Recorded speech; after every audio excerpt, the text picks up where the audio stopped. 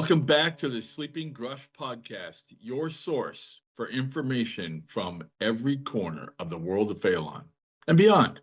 I'm Phelan Jon. And I'm Lore Master Matt. Tonight we are brought to you by Cardboard Corner Cafe, Kansas City's premier gaming cafe, now in 2 locations, Lenexa and Overland Park. Cardboard Corner, eat, drink, game. Jon, it has been a while, but we are at episode 50. We have climbed that mountain, sir. Episode 50. Yeah, it's a landmark. It's a hallmark. It's some kind of mark. I don't know. It's a mark. It's a mark for sure. Hopefully it's not a mark for shame. Folks, you've been waiting a while for this, and we really appreciate you bearing with us through the first part of the year as we put this together. But we really think that this episode is going to be worth the wait. So on the line with us this evening, because we are scattered all over these United States, is the team members of DGS Games, all 9 of us, which is a rare thing for all of us to get together and be on the same line, except for in meetings. But tonight we've got everybody, so we're going to run around the table real quick, and we're just going to introduce ourselves and what we do for the company.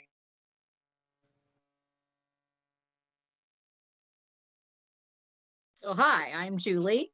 I am the quote-unquote CFO of DGS Games. That means I pay the bills. I'm also responsible for sales, for graphic design, and I do a lot of rules editing. Hi, I'm Jen. I am the art director or art dictator, depending on the day. And obviously I am working with all of the artists to bring you all of the beautiful world of Phelan and new projects. Hi, my name is Jeff, and I am on the rules team and design team, and I help design games with Colin and Jon and work on my own as well. Hi, I'm Colin. I am also on the rules and design team. I'm the lead designer for On Shadowed Street, and I support the other design projects as needed. Hello, I am Jager Madsen. You guys will recognize me as the producer of the Sleeping Grush podcast, but recently the addition as the CIO, or Chief Information Officer for DGS. So I'll be handling all things tech, the website, anything like that, handling the Discord, all that good stuff. Hi, I'm Madeline Johnson. I'm the Director of Logistics and In-House Counsel for DGS. So I'm the person to blame when you get frustrated with all the legalese that appears from time to time. I'm Matt Green. I do all the casting, plastic, and 3D printing for our production as we convert from metal to plastic. I'm Phelan Jon here. I'm technically the Chief Executive Officer by acclamation, meaning nobody else wants to do the job. And in DGS, that has traditionally meant all the stuff that, just nobody else wants to do. So there's several things in my portfolio that I am very blessed that all these wonderful people you're hearing from, and you'll hear from Matt also in a moment, have taken off my plate over the years. So I'm super appreciative. Also, generally, most of the time, game designer, lead for Free Blades and a couple of other projects, and really enjoy working with Colin and Jeff on the games that we make. And I'm Lore Master Matt, and you know that I'm in charge of marketing and a lot of communications that goes on for DGS and other assorted goodies that back up the team when they need it. And folks, I want to thank everybody for being here this evening, not just our folks that are listening, but the 8 of you for joining us tonight. It's going to be an amazing episode. We've got several questions that we want to pose to you, some stuff that digs kind of deep. For those of you listening, I think this is going to kind of be a reward, going to kind of show you our heart and where we sit with a lot of things after, gosh, Jon, how long has it been since the company got going? 12 years? Yeah, well, we'll review that here in a second, but it really depends on which company we're talking about. But the original idea for DGS, the first time it was ever talked about was 2005.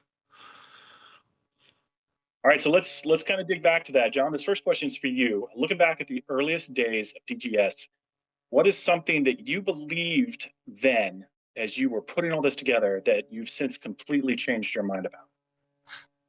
You know, I've been looking at this question for a while, and I got to say, Matt, there's a dozen ways that I could answer it. There were moments I didn't think we were going to make it, for sure. And, you know, obviously I've changed my mind about that. I think we're on a great trajectory and we're going to do all kinds of amazing things. But there were dark days where I didn't believe that. There were days that I wasn't sure we could pull this off with friends. The original company, I'm the only member of the original crew. All still friends, but it didn't work out. But this group here, I'm friends with everybody in this team, close friends with everybody in this team, I'd say. And we work exceedingly well together. And, you know, if I had to pick one thing, which is difficult, having been frustrated by that first experience, I'm not sure I would have believed that we could pull it off where we built a company once again around a group of friends and could make it work. And I have absolutely had my mind changed about that. There was a time when I get asked, you know, hey, you know, you go to these conventions, you ever want to do a seminar about, you know, being a game company, a publisher, you know, in charge of a game company, whatever. And I said, I could reduce that seminar, you know, to one sentence: get more artists, have less friends in your company. That's not the tune I would sing today. So of all the things I could answer that question with, I've changed my mind about the ability to pull this off and have it be not just people all with their lanes, all with the things that they specialize in. Jen working art, Colin and Jeff working design, Julie keeping us financially afloat, Madeline working, you know, all the things that are out there. And also be a bunch of people I would absolutely hang out with anytime. I'm not sure. I'm sure there was a point where I didn't believe that, and now I do. That's awesome. That's awesome. It has been a wild ride because, you know, a lot of times they tell you don't go into business with buddies. And I think we've proven to be the exception there, and certainly not the rule. So that's awesome. Well, from our I don't want to say oldest in a bad sense, but from our oldest employee, our oldest team member, to our two newest ones, we've been joined this year by Jager and Madeline. And I want to ask you guys, just as John answered about, you know, the rough, rocky days, what surprised you two the most about joining DGS? Yeah, absolutely. It's been really fun and interesting to jump in here, and there's a couple of ways that I could answer what would be most surprising, but I think my answer has to be how easy it was for me to like fit in and jump right in and get involved so quickly. Not that I expected it to be particularly difficult, but there's so much that I don't know about in running a business and all the individual technical pieces going on, and everybody here has been so welcoming and so willing to teach me things, help me, give me the opportunity to learn and get this new experience that's been really exciting for me. For me, I've been around the company since its very beginning, and in one form or one way or another, and I've known John since 1999. So coming into the company this last year, I think what was most surprising to me was really how smoothly everything is working and how well everyone gets along and cooperates and really has things down at this point in a way that told me that the trajectory of the company is really on its way up, and sky's the limit for us, I think, going forward. Yeah, Matt, let me jump in just for a second, because I think I might have not taken care of Madeline as best I could here. We had a group of friends back in 2005 had a conversation about wanting to be a game company. Most of us were play testers or designers or whatever for other people. We wanted to do our own thing. And Madeline, like she said, we've known each other a very long time. She was part of that group. She left the company to do other things and for other issues or other reasons rather, and has come back. And when she did have to leave, It was difficult, we were close friends. I really didn't, want to have her have to step away. We were really having a good time working on things. And she said, there's going to be a day where I come back. And not that long ago, she said, "Hey, let's have coffee." And we got together for coffee. She says, "I want back in the company." And my answer was, "Of course." So when I said I was the original, she had a break in service, but we're both original survivors of the group from back in the early 2000s. Yeah. So if I can add on that real quick, Matt. Yeah, I guess I could claim to be the only two-time member of the company, but also the big difference in the ability of the company members to cooperate and get things done effectively is really what was the biggest surprise for me rejoining the company. Yeah, we hear those of us who came later, hear stories about the bad good old days, and I have yet to see it, even in my 8 years of service with DGS. So things have got to be better. There's just no doubt. So that's awesome. Can confirm. All right. So for our third question, we're gonna put this out to everybody. And because when I joined the team, I was person number 3, right? It was Jon and Julie, and then me. So that was 8 years ago. And so this question is going to hit differently than for like Jaeger and Madeline, who just joined us recently. But what is something that you guys feel that we can do now as a team of 9 that we just simply could not do before? So as person number 4 in the company, I believe, I got to see, we've more than doubled since then. The thing that excites me the most, though, is with all of the support and everybody kind of having their own roles, we have gotten out of survival mode.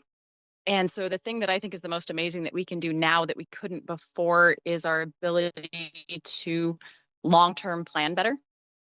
Like, I don't know why this is one of my passions besides the art, but I love the long-term planning for the production schedule and trying to make sure that we are synergizing across our game lines and bringing you guys the absolute best value in the models that we have the opportunity to create every release. And that is my answer. Yeah, for me, I've been kind of stewing on this one, but I think one of the things that is really cool is we have an initiative in place right now. I'm not going to say a whole lot about it, but we're kind of redesigning our Quester program, and that is something that I did not even think was possible when I joined the company. And now what we're doing is really cool. I'm really excited about it. And I'm really looking forward to rolling that out in the near future. This is Colin. For my piece, I came on as the first expansion to the design team, and it really is the ability, especially with picking up Jeff and then later on Jaeger and Madeline, to take on multiple things at once. Like as Jen referenced, we were in survival mode, and it was fight the fire that's in front of you. Now we're actually looking out. We're trying to plan, build out something longer term, and it's coming to fruition. We're seeing it with Pterodym coming out. We have our OSS work that we're doing, and we have other projects that we're not going to mention here coming down the line. We couldn't do that as a team of 4, a team of 5. It takes this team to do that. Yeah, this is Jaeger, and I think I have one of the hardest times with this one, actually, because as the newest member of the team, I've only been here, was it now 6 months, and not having any prior experience with the original crew like Madeline does. I can only speculate based on what I saw from the outside, but from my perspective, we have opportunities with my expertise in the technology world to really modernize and make Free Blades and any of our other games easier than ever to join and be a part of, and make it as easy as possible for everyone to play. This is Madeline. And for me, again, I think it goes back to also relating back to my experience the first time I was with the company. What we can do better now is we can make a decision, stick to it, and get everybody on board together and move forward in a direction very smoothly, very quickly. And we don't get hung up on a lot of things because someone has hurt feelings that was present with the original group that started things. So it's a very positive thing that we have going now. Yeah, so this is Matt. I guess I'm the middle child of the company when I think about it, which is probably no surprise to anyone. The thing I think we can do now that we couldn't do previously is specialize. And I think John sort of alluded to it, is we start splitting up some of the less desirable tasks from one person's perspective and hand them off to people who that is the desirable task. It's allowed us to really sort of dig into the joyful parts of what we do and minimize the business burden and the housekeeping that goes on. So I think that's really going to start showing through here in the next year or two as we release some new projects. Yeah, so back to fail on John and the question, what's something we can do now as a team of 9 we simply couldn't pull off before? From my perspective, the answer is everything. So, and there's a lot of things that we can do now. We can do just a host. Everybody's going to have their answers. There's more even underneath that, I think, that people could come up with. The one I think I'm going to pick as is most important to me is being in the industry for a while, watching some fellow game companies start off, have a game that they're known for, be in the process of building playership for that game, then having a great idea and having a second game, and then not being ready to fully support a second game line, and watching that fail time and time and time again. And the fact that we don't, we have the ability now to open 2 or 3 game lines because of the people we have, where we were kind of a one-trick pony for so long, I think is the part that, that answers that question that's most interesting to me. And one last thing I just want to say, because of what Madeline just said, just because we've been talking about it, it'll probably come up again in a couple of other contexts. The original crew from the early 2000s, the group from, when we launched Free Blades in 2012, and just before that, as we were getting ready, until 2016, 17-ish, every one of those fine people that Madeline and I started this off with way back when, we're all friends. They're all great people. No one's a bad person or contrarian. It did not work out, but that does not mean that I don't love every single one of those people. We just didn't gel to make a business. I would hang out, have a beer, play a game with any one of those folks. Several of them I still do. It just wasn't in the cards for us to have a company together. And as Madeline said, the difference is this group can be part of a business. And I think she kind of hinted at it, but one of the things that we can do now that we could not do before when we, had the original group is make a decision. This group builds consensus and comes to a decision and gets everybody behind it very quickly. And it allows us to do some things we just couldn't do before. So I would add that in as well. This is Master Matt. I think the thing that I would say that we can do better now than before is going to piggyback on Green, and that is we can segment by skill and by things that we enjoy doing. A lot of my background's in leadership development and teams, and one of the things that we always taught was, the strength of any organization is its ability to get all of the people on board doing the things that they love doing and are good at, and then changing out the things that aren't between everybody so that everybody carries the load of things that are less desirable to do. So we can do that now better than we've ever done before. And I think it's really starting to show in our efficiency and our drive forward. All right, so this next question, I'm gonna challenge everybody, just for time's sake. One word from each of you, one word What do we need to guard carefully as we grow so that we don't lose what made DGS special in the first place? In one word. Passion. Players. Uniqueness. Excitement. Creativity. Approachability. Relationships. Community.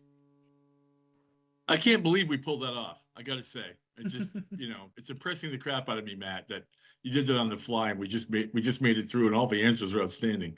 So well done, sir. I have absolute faith in everybody here. All right, Jon, this question is for you. You are the old timer amongst us.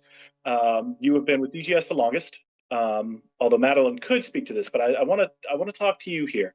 What is the one moment in the company's history where it felt like we leveled up? Yeah, I've been looking at this one too, Matt, and there's a bunch of choices I could make.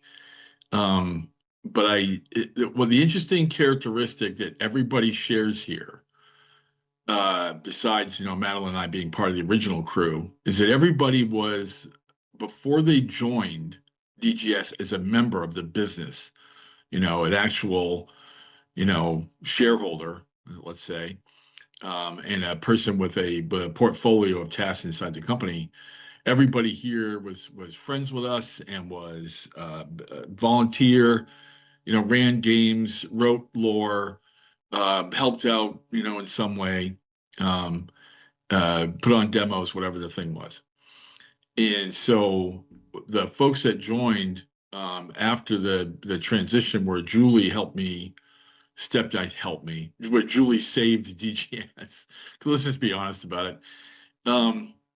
So there's a lot of moments there, and the one I would pick is that we were at Adepticon, and Julie and I were, holding the company together to try to figure out what we're going to do and how we're going to get more help and do more than just split the task 50-50 between us. And I was walking back towards the booth from the game floor, and Jennifer was with us as a volunteer. She wasn't a member of the company. She was there to help us with sales and running the booth. And she was engaging with a customer. And when the customer walked away, and I'm like walking down this, aisle towards our booth, amongst vendors and game tables. And when the customer walked away, she did not just sit down and take a break. She didn't lean on the table or display case and watch what was going on. She, industriously took after some task that the booth needed, and I saw this proactivity. And, Julie and I talked about, we need to talk Jen into joining us because she's awesome. We're friends. She's obviously into the background of the game and what the company's doing. And she's does not need adult supervision to take on the next thing. And that is a characteristic everyone has shared since she joined. That was the magic, to go, all right, can't just be friends. It's got to be friends that we can rely on to go off and take their piece. And in a similar way, Matt, you're part of that as well, because you were next. And the reason why I think that we leveled up there, the proactivity extended to, you wrote a piece about Phelan and came to me and said, and the first time kind of, Phelan's my baby. I kind of put the original story together. I had help with the original team, but it's kind of my brainchild for a substantial piece there for a while. And you wrote a piece of lore, and you wanted to check with me, and I read it, and I'm like, this guy absolutely gets what we are trying to do, and I do not have to go look over his shoulder and guide him in terms of what he is contributing and how he's going to build this world up from a story perspective as well as the work. And those moments when you two joined, all right, we're going to make it. We leveled up. We're gonna just keep looking for people like that. But the four of us, we're going to become the five of us, going to become the six of us, and that is the model for what we're going to be looking to get on the team going forward. Yeah, that's awesome. That's awesome. And yeah, Remember it well. we really have been able to piece the team together like that. Because I remember Jen joining, and I remember that conversation. You were like, "We're gonna have a conversation with it." It was right after ReaperCon, I believe. After that Adepticon that year, and I remember those conversations, and that's right. All right. This question's for everybody. If someone discovers DGS Games today for the very first time, what do we hope they feel about our game and community walking away from our table, our Discord, a demo game, whatever? I'm going to start with I hope that they feel included and seen. On the art side, there's a lot of small things we've put in there. There's a lot of maybe some towards the more subtle side, but there's a lot of different body types. We have a ton of women in our line. So I hope everyone feels included, represented, and welcome. This is Jeff.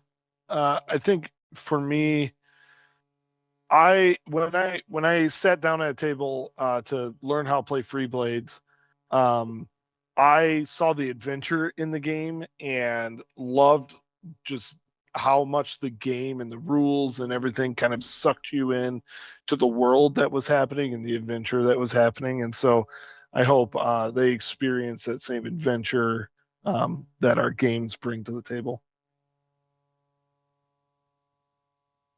This is Colin. So what I hope that someone comes away with is that we're a welcoming community that helps build people up rather than hold them back or tear them down.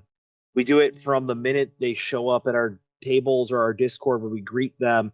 And it's not just company members, it's friends of the company, it's our volunteers, our questers, and some of it's just people who are active in the community. We try and make them welcome, and it continues on through things like our Friday paint, display what you've painted.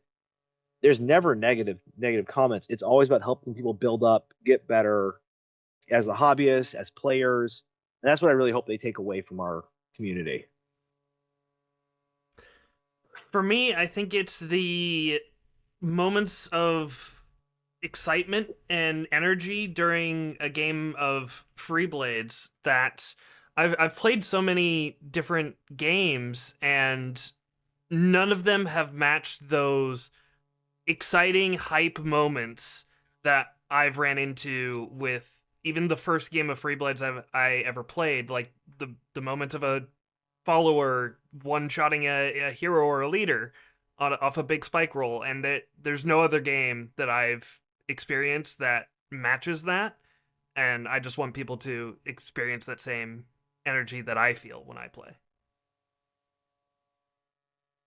This is Madeline, and for me, I hope it's that a new person would feel eager to come back to us and eager to be a part of what we've got going on, and to be part of our gaming community. And to reiterate what several other folks have already said, inclusion and feel. I want them to feel included, feel like they're part of our community, and that this game that we're putting out is made for them. Yeah, I think this is a difficult business to join without tagging on to some other existing IP, intellectual property, a book or a movie.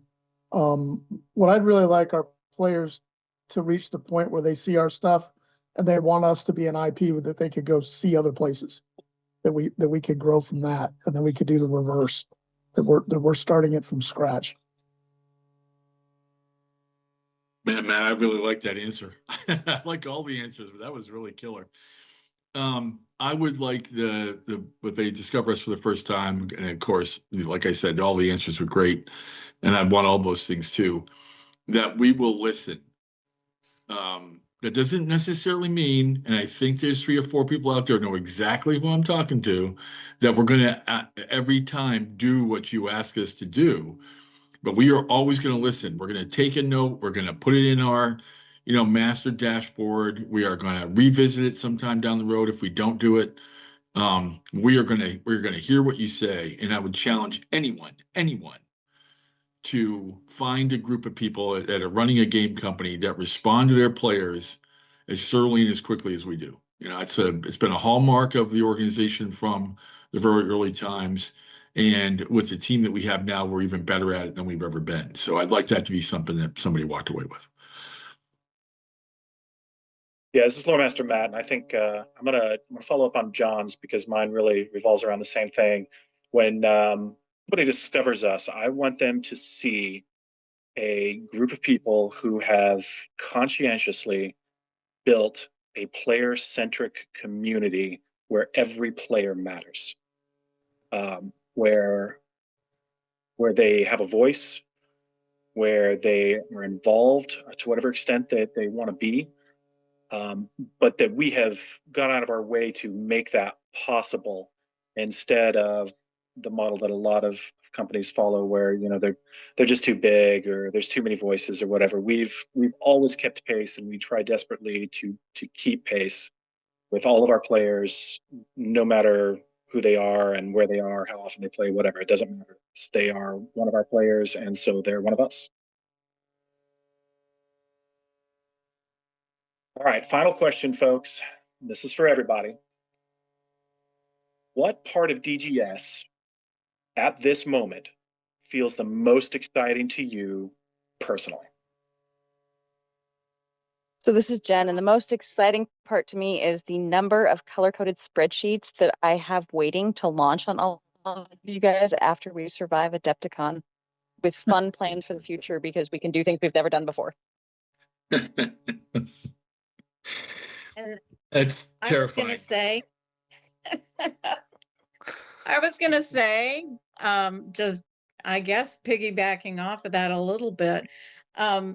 I'm a taskmaster, so I'm always looking at the thing that's right in front of me, and the thing that's right in front of me right now is our fabulous March releases and Adepticon. I'm so excited to be seeing all of our friends there and making new friends and just enjoying our community. This is Jeff, and I need to say that I think I'm most excited about the project I'm currently working on. I'm very excited about that. It's still in beta, but I'm really excited. And then some of the other projects that we're coming out with as well, I'm pretty excited about. This is Colin, and as indicated by my intro, I'm most excited about On Shadowed Streets. It's been something I've been working on since actually before I joined the company. I sat down with Jon and had a conversation about a wild idea that I had, and he's actually let me run with it. And I'm super excited for that to become something that other people see.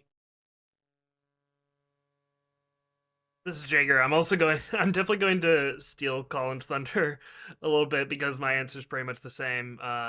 Unshadowed Streets is very exciting for me. Working on that in the background is something that excites me. It's a genre and setting that's very close to my heart, and you can't really find anywhere else. So, yep.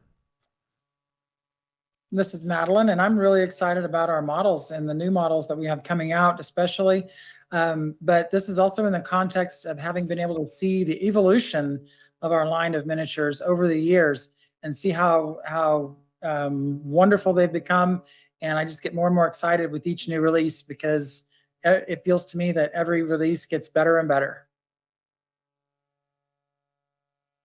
Yeah, I'm really excited about our new board game release, Terradim. It represents our first branch away really from miniatures completely, but also into mass marketing and mass production and all the things you have to do to scale up and the growth that represents.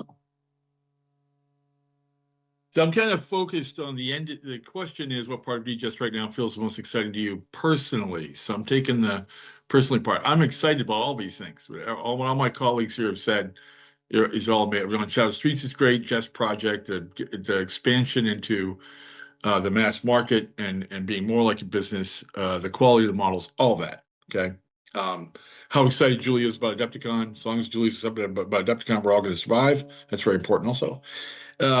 But for me, I have done virtually every task. I don't think I've solved any tax problems, Julie. I think there's probably one. I've done photography, graphic design. I've shipped things, packaged things.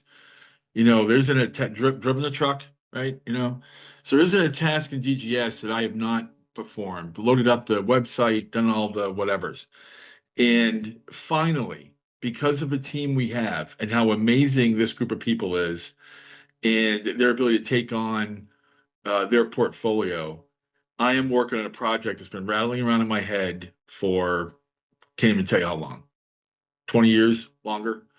That it's in its very nascent stages, design stages. It's scribbles and the back of Pop-Tart boxes and restaurant napkins right now, but I am doing useful work, moving it towards where we can have an alpha test. And I am finally extremely pleased, both with the ability to do it and where I'm at with it. And it's having that to be personally rewarding is really, the engine that's keeping me going, along with how much I like working with this team. This is Lore Master Matt. I don't think there's any one thing that I'm excited about over the other. What I'm most excited about are the skills and experiences that each of our team members are getting right now that are going to drive our future business. When we talked about, Jon just mentioned, having to have done all of those things at one time, and we're at this place now where we have a larger group of people. We've segmented very well, and we continue to segment in a way that's going to strengthen us rather than divide us. And the things that we're doing right now, this groundwork, this foundation that we're laying, is going to be solid, and it's going to be something that we can build our worlds on for years to come. And for me, that is the most exciting part of DGS right now. All right, folks, thank you very much for answering those questions. Jon, it is the time in our podcast where we ask for your unsolicited advice, making it solicited, of course. I was going to say, that seems that seems contrarian. We'd like to ask you, Jon, for your unsolicited advice. So it's a segment we do in the podcast. And, when Matt and I were talking about the structure of the Science Podcast, which is obviously different, we really appreciate how people have hung with us. It's obviously a little longer than we normally go. But I've loved the fact that you all have had an opportunity to hear from all the members of the company, because it's just me and Matt droning on usually. Me droning on, Matt being awesome. So 46 years ago, I was sitting outside of the vendor hall of a major gaming convention, like you do, right? If you're a player, you got your badge. You're sitting outside with the group. It's the first day it's going to open. You're waiting for that, 9 o'clock or 10 o'clock in the morning, whatever the time is, that they're going to open the doors, and you're going to rush in, and you're going to go in sequence to the different vendors that are your favorites to pick up whatever it is, the hot new thing that they're releasing at that convention. And I remember distinctly sitting there thinking, someday I want to be on the other side of that door. I like being a gamer. I like playing games. I like all the things that go with it. But someday I'd like to be, in the business of games and have other people talking to me about the games my company makes, my friends make, I make. And it has been one long bitchin' road to get to where we are today from that thought. And I would tell you, this is going to sound super hallmarky and cliched. You got a dream, especially if it's attached to the game industry. Do not let it go. The obstacles we've overcome in this group at times seemed absolutely insurmountable. From different aspects and viewpoints, and we stuck with it. We hung together. We lifted each other up, and now we are making the things that we've always wanted to make, and we're doing it as a group, each in our own areas. So I would not let go of that. And if you need, give me a holler. If you think that you've been knocked back too many steps, you're just not going to be able to climb the mountain, give me a holler, and I will set you straight on whatever your situation is. It's not that bad, and you'll be able to accomplish what you want to do in this industry. And you just have to hang in there. And I will give you all the encouragement that you need. But it's a dream we've had collectively, and we are now making that happen and I would never let it go. So back to you, Matt. All right, team. Thank you all so much for taking some time out of your day and joining us this evening. We've loved having you on and hearing your perspectives on the company, past and present and future. And we hope to have you guys on, probably not as a group again sometime soon, but as individuals talking about the different things that you're doing as we come into this year and really start talking about some of these projects that we've been hinting at here at the on the podcast. We'd also like to thank all of you who are listening for supporting DGS Games, the past, present, and future. We just could not be the company we are without you. We'd especially like to thank our Patreon subscriber partners for their dedication and their passion. So until next time, folks, we will see you around the table. Still Sakala. Say goodbye, everyone. Bye. Bye. Bye. Good night.